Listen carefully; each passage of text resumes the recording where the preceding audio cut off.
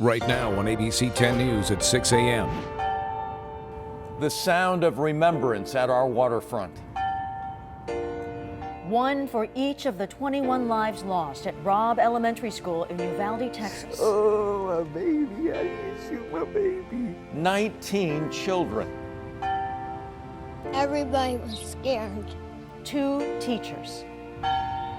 She was a vivacious soul. She spread laughter and joy everywhere she went. There are 2 beautiful souls. And 17 more rings for those who were injured. This is enough. No one else needs to go through this. Hug your babies.